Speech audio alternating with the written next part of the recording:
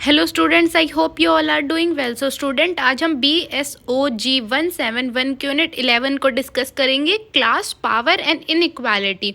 इसमें हम 5 topic cover करेंगे। सबसे first introduction, second understanding class, relevance and implication, third agrarian class structure and class relation, a historical overview, fourth class differences in urban India, and last the dominant class model, inequality and changes.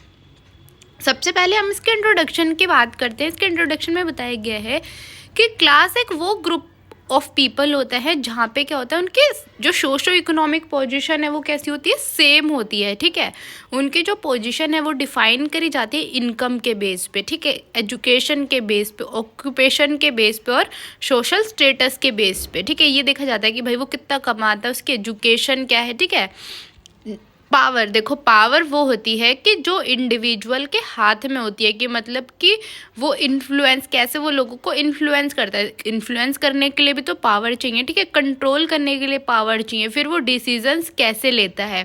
ठीक है, inequality होती है जबकि जो resources का distribution है वो कैसा होता है, अनइक्वल होता है। ठीक है, अपॉर्चुनिटीज़ लोगों को, आधे लोगों को तो अच्छी अपॉर्चुनिटीज़ मिलती है और आधे लोगों को अच्छी अपॉर्चुनिटीज़ नहीं मिलती। ठीक है, नेक्स्ट टॉपिक है understanding class, relevance and implications. देखो, सोशल आइडेंटिटी एंड ग्रुपिंग, मतलब कि भाई उनकी जो क्लास है वो डिफाइन करती है कि उनकी सोशल आइडेंटिटी कैसी है। ठीक है, वो किस सोसाइटी में बैठ रहे हैं। ठीक है, एक्सेस टू रिसोर्सेज, अब देखो भाई जो रिसोर्सेज हैं, किसी के पास क्या होता है, अच्छी एजुकेशन होती है, अच्छी हेल्थ केयर होती है, अच्छी हाउसिंग होती है और अच्छा एम्प्लॉयमेंट होता है।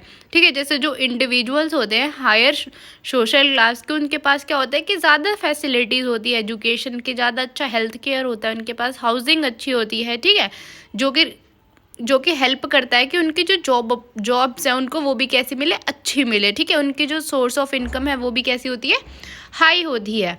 इकोनॉमिक अनइक्वालिटी, देखो इकोनॉमिक अनइक्वालिटी होती है जहाँ पे जो लोग होते हैं उनका जो लिविंग स्टैंडर्ड होता है वो कैसा होता है, बहुत ही बेकार होता है, मतलब बहुत ही लो मिड होता है, लिविंग स्टैंडर्ड होता है। ठीक है, पॉलिटिकल इन्फ्लुएंस, देखो क्लास जो होती है उसके लिए सबसे इम्पॉर्टेंट है कि उसको पॉलिटिकल पावर और पार्टिसिपेशन मिलना चाहिए। ठीक है, उसको पूरा मौका मिलना चाहिए कि वो भी पॉलिटिक्स में क्या है, हिस्सा ले, जैसे कि वोटिंग करने में, ठीक है, ऑफिसेज वगैरह में।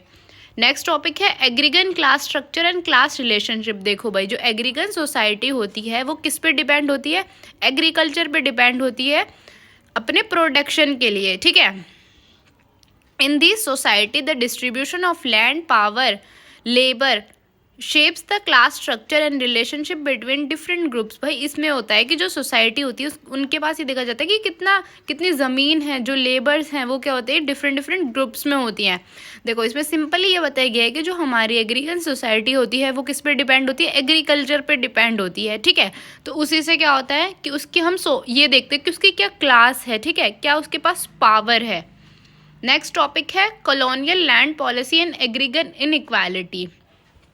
देखो भाई पहले क्या होता था कि फार्मर्स को ना फोर्स किया जाता था कैश क्रॉप उगाने के लिए, जैसे कॉटन है, आपकी शुगर है, टी है। ठीक है, मतलब हमारे जो ब्रिटिशर्स थे वो फोर्स करते थे इन लोगों को, ताकि क्या है कि उनको अपनी कंट्री में बेनिफिट हो सके।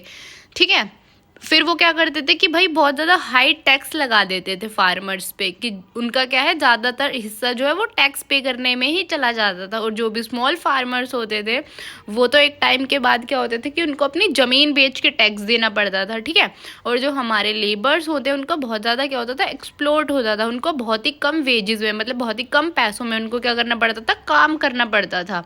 ठीक है, फिर उनने हमें फोर्स किया कि भाई ड्यूल एग्रीगन इकोनॉमी के लिए, ठीक है, जिसमें क्या है कि वो हमसे क्या करते थे कि भाई हम पे हैवी टैक्सेस लगा देते थे। ठीक है, हमारा एक्सप्लोट करते थे। ठीक है, इससे क्या होता था कि हमारे जो भी फार्मर्स है वो पॉवर्टी की तरफ चले जाते थे।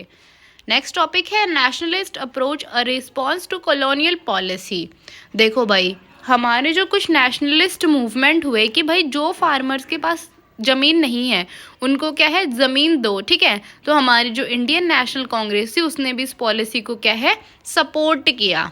ठीक है, रिक्लेमिंग इंडिजोनियस लैंड राइट्स, कि भाई सबको उनके राइट्स मतलब पता होने चाहिए, जिससे क्या है कि वो अपने राइट्स से अपना बेनिफिट ले सके। ठीक है, अब कुछ चैलेंजेस आए थे कि भाई जैसे क्या होता था कि जो एडमिनिस्ट्रेशन है, ठीक है, वही बहुत बेकार था। ठीक है, और हमें क्या था कि इंडिपेंडेंस के बाद भी हमें ग्लोबल मार्केट पे डिपेंड रहना पड़ता था कैश क्रॉप्स के लिए, क्योंकि हमने तो क्या है कैश क्रॉप उगाने बंद कर दिए थे ब्रिटिशर्स जाने के बाद।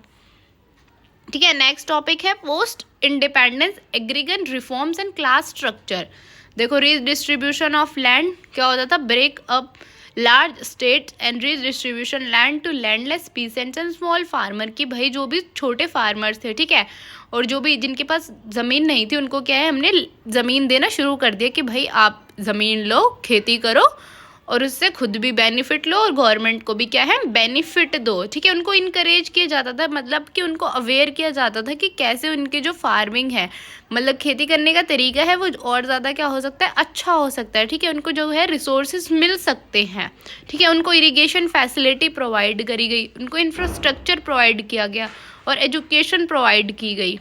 देखो, अब उन पे क्या इम्पैक्ट होता था कि भाई जो हमारे लैंडलेस लेबर थे वो किस पे, वेजेस पे डिपेंड थे।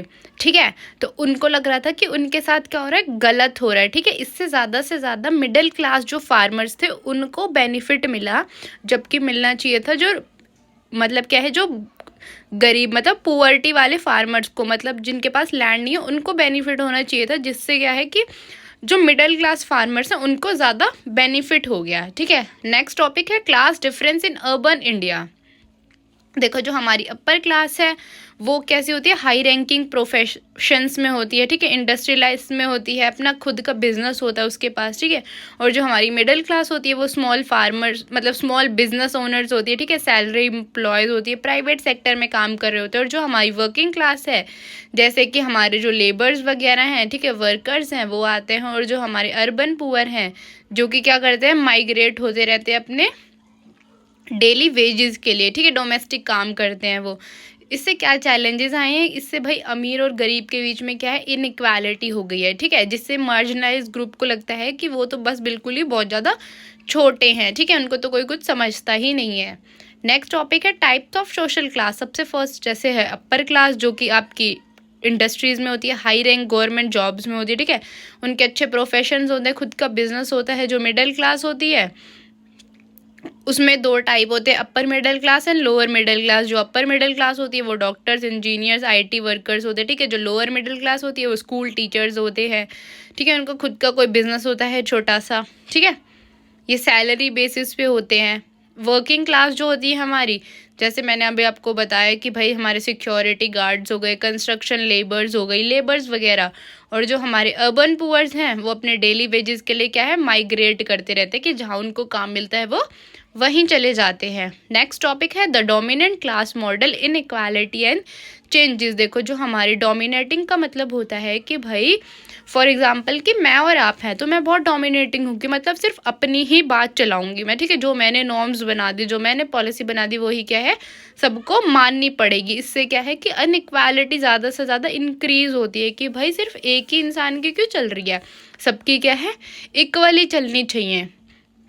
ठीक है, रेजिस्टेंस एंड चेंज, इससे क्या है अनइक्वालिटी फैलती है। ठीक है, मिडिल क्लास में और हायर क्लास में, कि भाई हायर क्लास जो होती है वो क्या है डोमिनेंट हो जाती है एक तरह से किस पे, मिडिल उस पे लोअर क्लास पे। ठीक है, तो ऐसा नहीं होना चाहिए, क्या है गलत है। नेक्स्ट टॉपिक है कॉन्सेप्चुअल फ्रेमवर्क। देखो भाई, फर्स्ट है सोशल सेटिस्फैक्शन। सोसाइटी जो है उसको क्या है डिफरेंट क्लासेस में डिवाइड कर दिया गया है। ठीक है, उससे क्या है कि भाई हमारे जो रिसोर्सेज हैं वो क्या है कि लोअर क्लास को रिसोर्सेज नहीं मिल पाते और मिडिल क्लास को और हाई क्लास को क्या है रिसोर्सेज मतलब उनके पास क्या है पूरी पावर होती है।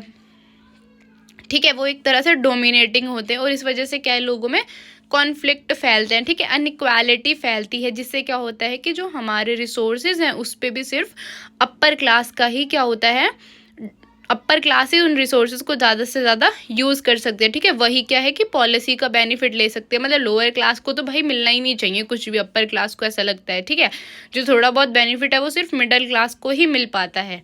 ठीक है, आई होप कि आपको यूनिट समझ आई होगी। अगर फिर भी आपको कोई डाउट है तो आप मेरे से कमेंट्स में पूछ सकते हैं। And thank you for watching.